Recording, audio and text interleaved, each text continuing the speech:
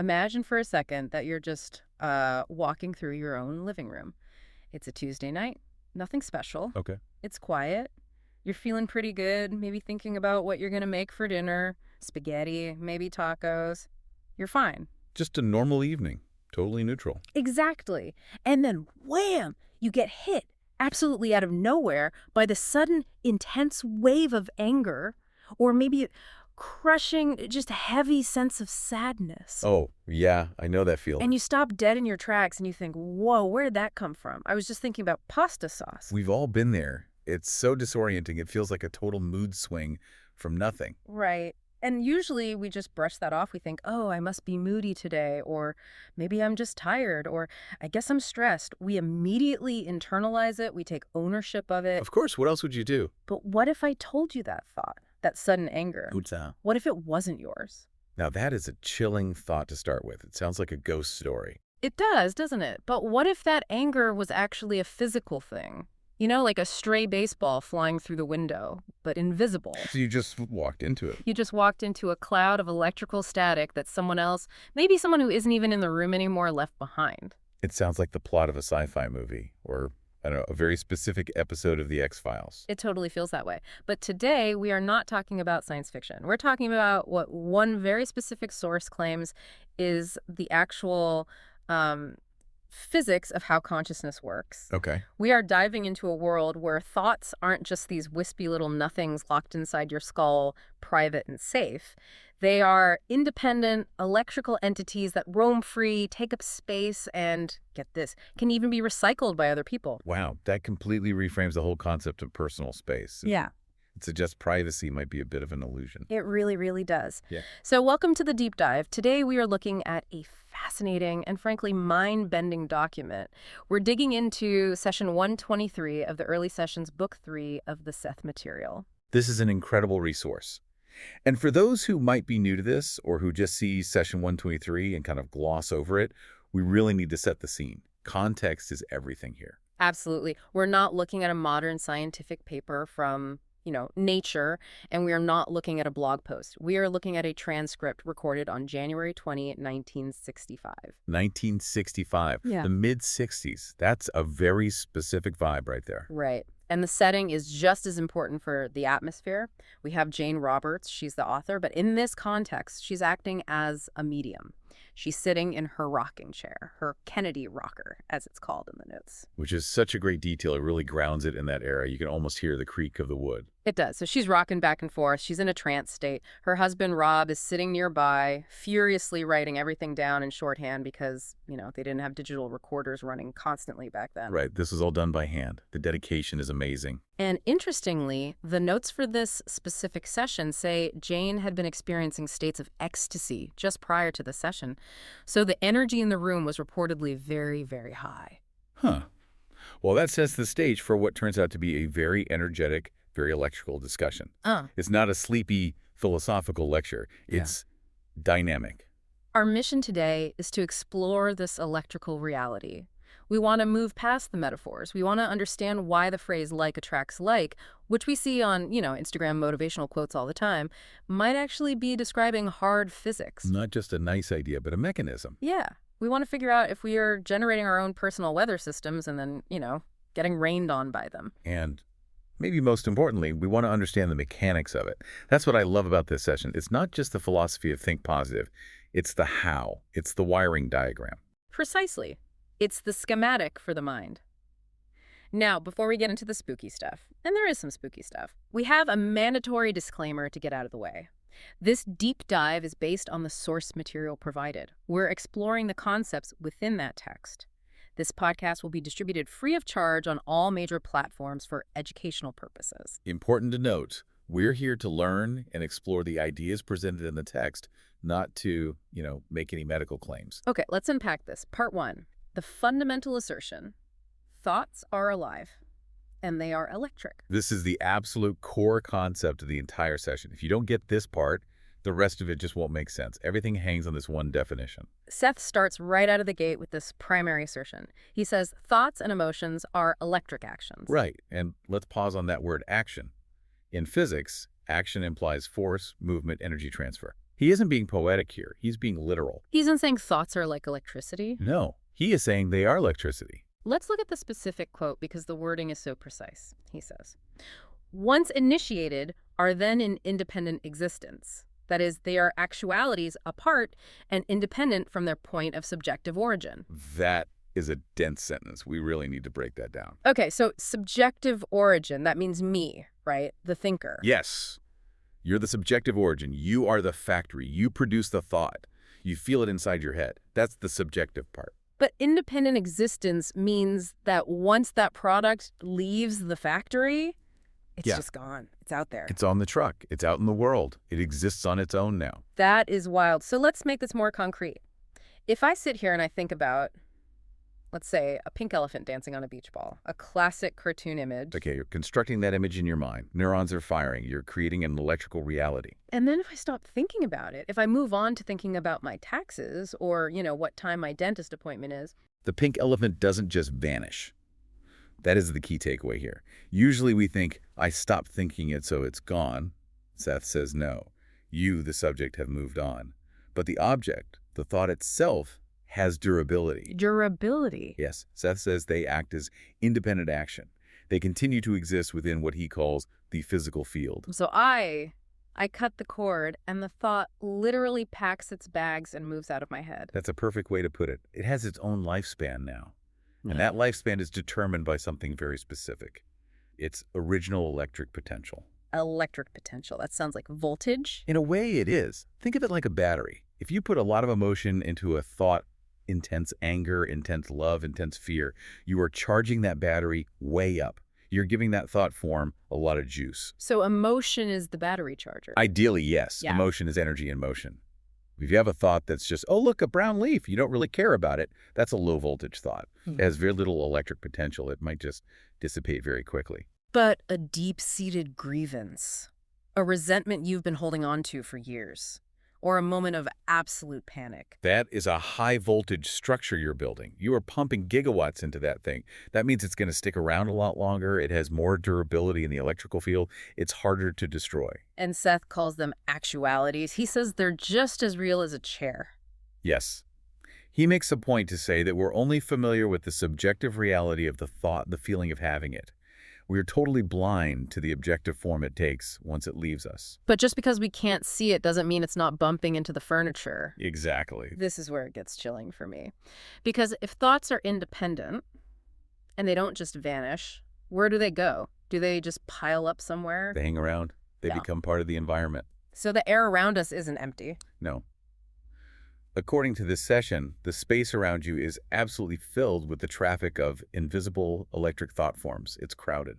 That gives me goosebumps. It really makes you look at a crowded room differently. It's not just bodies in the room. It's a soup of electric thoughts swirling around. It's a very chaotic image. I mean, imagine standing in Times Square, but instead of just people, you can see every fear, every hope, every single grocery list everyone has thought in the last hour, just floating around like jellyfish. Okay, but that leads directly to the next major point Seth makes. Because if the room is full of these things, and they're electrical, and they're real, why aren't we constantly overwhelmed? Why aren't we just hallucinating everyone else's thoughts all the time? That is the million-dollar question, right? If I'm walking through a cloud of your anger, why don't I instantly feel angry? Why am I not buffering your data constantly? Right.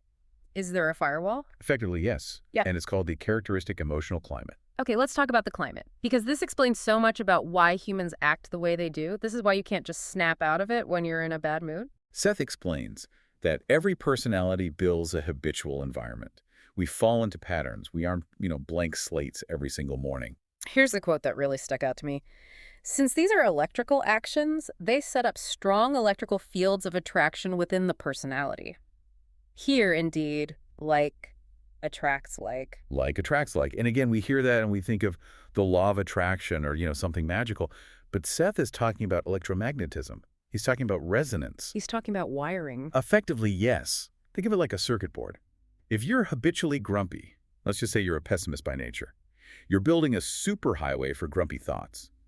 You are creating a low-resistance pathway for negativity. So it's physically easier for a pessimist to think a pessimistic thought. It is electrically easier. The path is already paved. The lights are all green. The resistance is low. But what happens if that pessimist tries to have an uncharacteristic thought?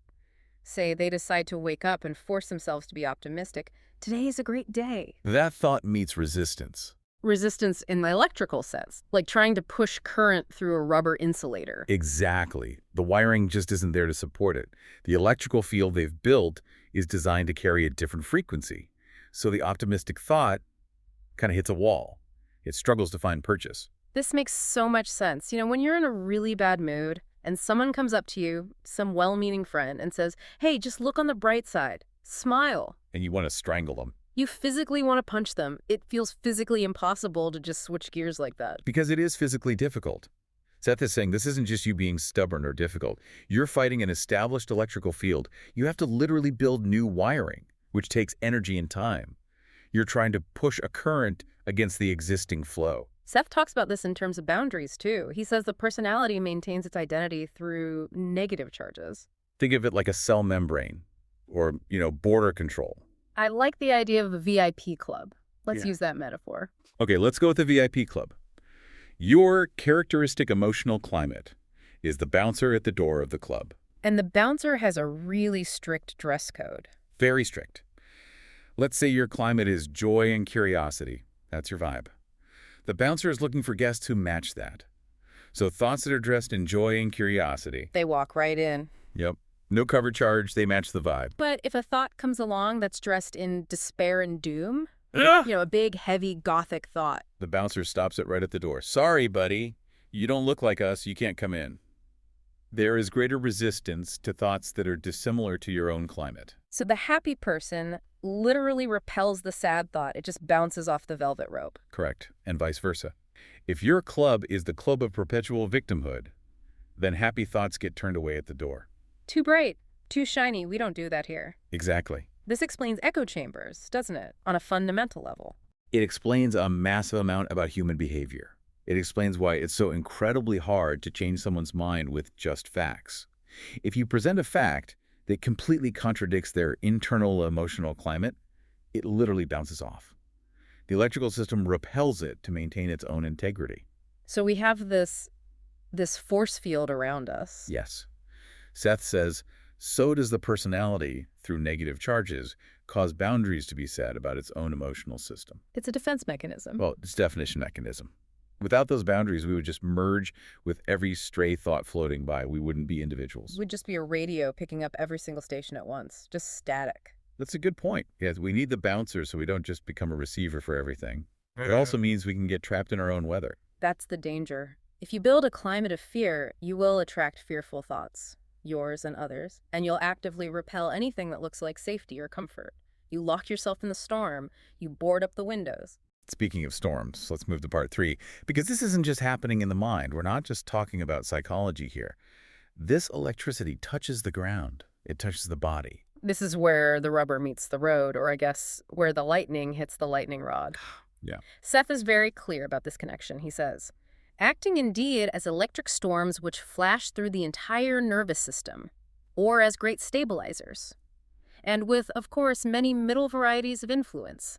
Electric storms. That's such a visceral image. It is. We usually think of psychosomatic illness as kind of, fake. People say, oh, it's all in your head, which implies it's not real. Right.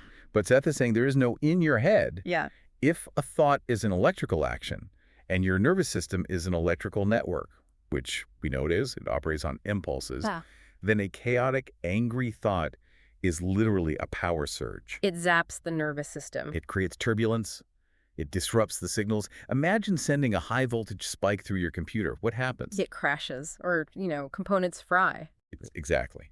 Seth is suggesting that strong negative emotions act as storms that flash through your nerves. This isn't a metaphor. It's current. It's physics. So bad thoughts equal bad weather for your biology. And good thoughts act as great stabilizers. They regulate the current. They smooth out the flow. They are like a surge protector or a clean energy source for your body. He mentions that the individual initiates the climate and then suffers or enjoys the results. That's the feedback loop. You build the clouds, and then you have to live under them. So we are basically controlling the weather, but only strictly directly over our own heads. In a sense, yes. And the body is the landscape getting rained on.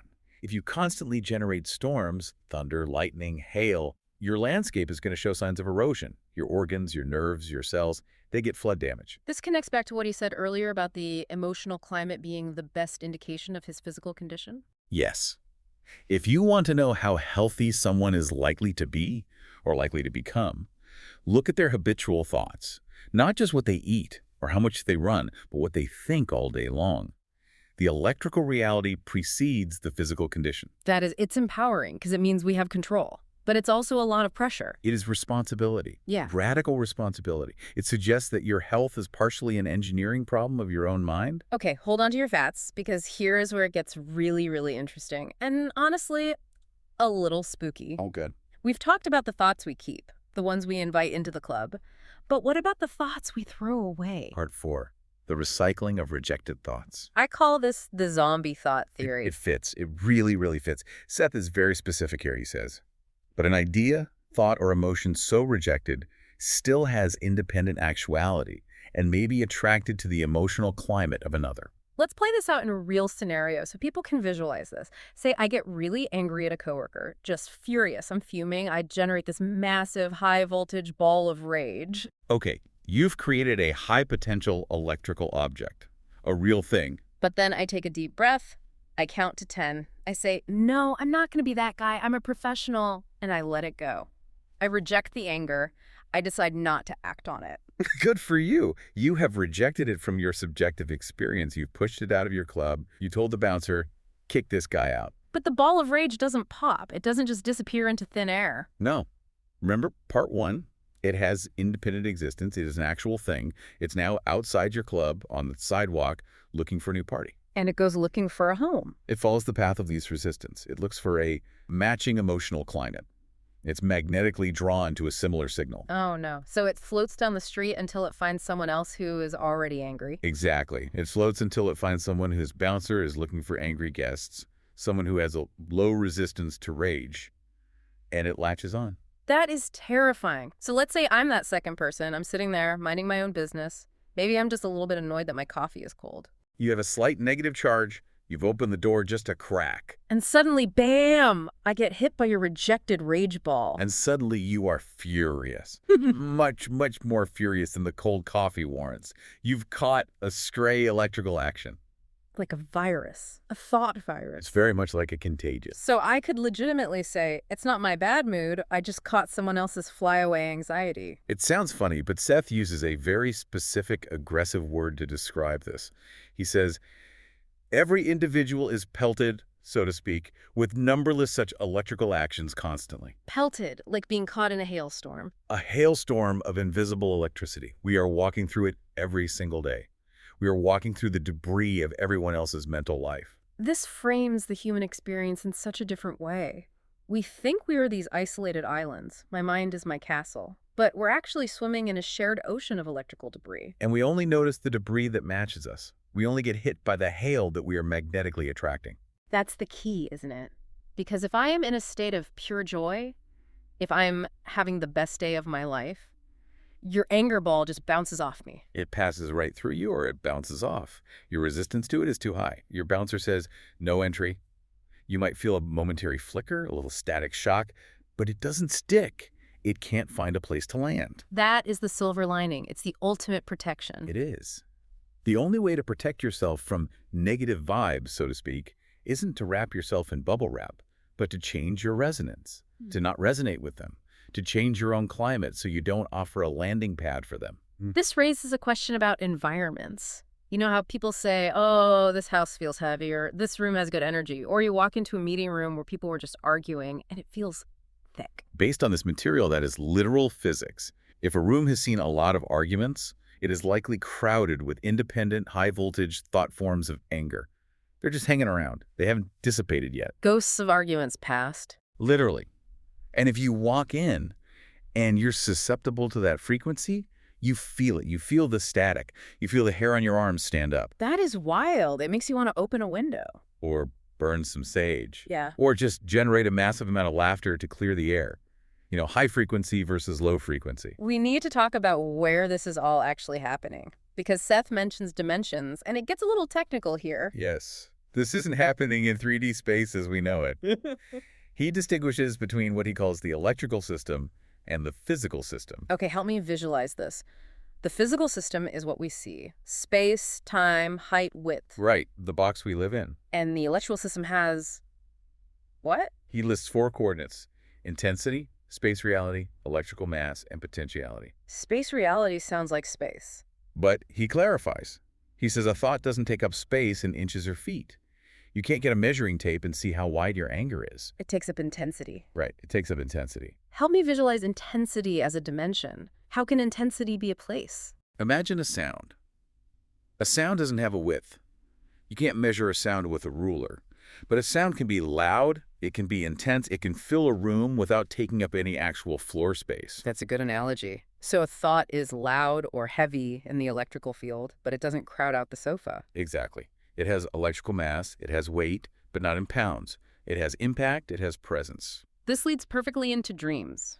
Because dreams are the ultimate example of something that feels real, often more real than waking life, but has no physical location. Seth loves this topic. He says dreams are electric actualities. Here's the quote.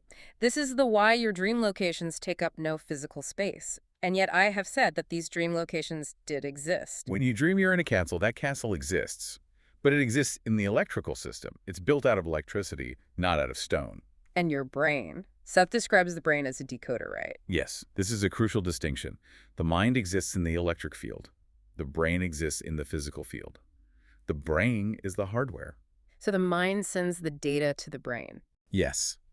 The brain receives this electrical blast, the dream, and it decodes it.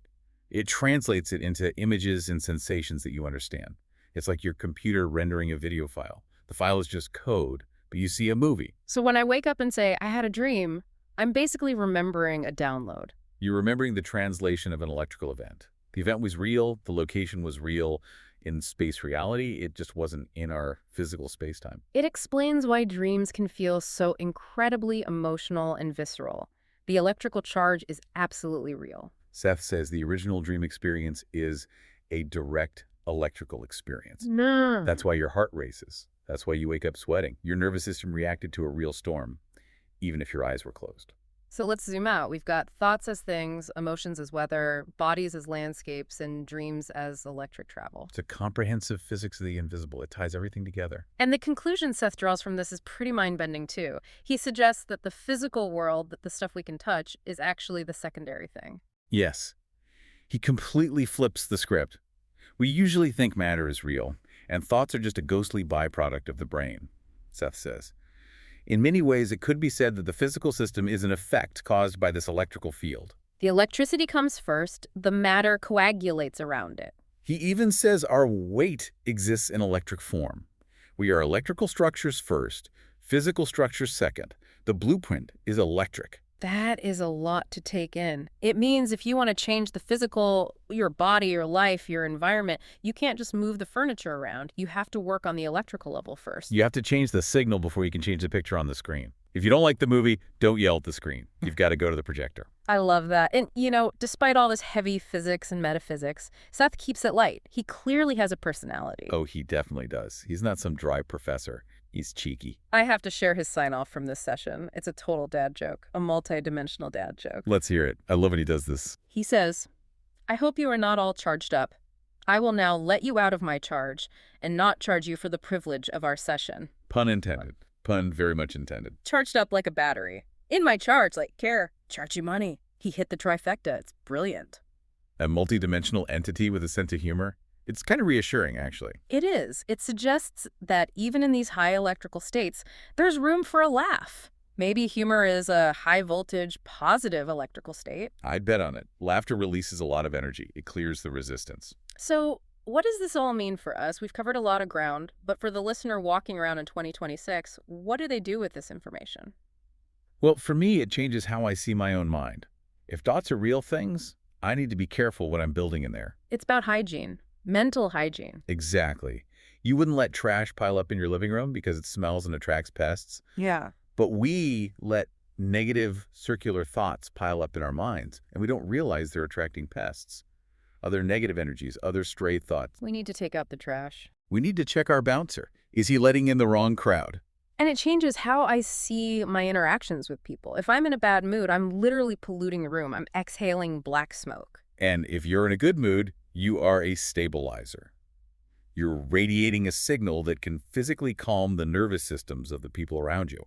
You are a walking sanctuary. That is a superpower. It is. You are an architect of the electrical weather system. I think that is the big takeaway. You aren't just a victim of the weather. You are the weather. You initiate the climate. This has been a wild ride. From pink elephants to electric storms to zombie thoughts. And honestly, we've only scratched the surface of what's in the Seth material. This was just one session out of hundreds. Absolutely. We are just two people talking about a summary of a transcript from 1965. If you want the full voltage, you have to go to the source. This deep dive was based on the Seth material, specifically session 123. The publisher is the New Awareness Network. And we really encourage you to go deeper. Don't just take our word for it.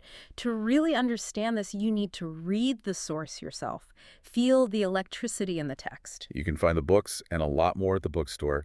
The URL is sethcenter.com/the early sessions. Go check it out. Support the publisher. Keep this knowledge flowing. It's rare stuff. It's worth the read. It's dense, but it's so worth it. Before we go, I have one final provocative thought for you to mull over, something that's been sticking with me since we started prepping this. Let's hear it. We talked about how thoughts are independent electrical entities that survive after we think them, and we talked about how they can hang around in a room. Right. Does that mean the atmosphere of your house is literally crowded with the ghosts of every argument, every joke, and every worry you've ever had? And if so, can you open a window and let them out? Or do you have to learn to tune them out? Or do you have to move? That is something to think about tonight. Maybe it's time for some spring cleaning. Thanks for diving deep with us. We'll catch you in the next storm. Stay grounded.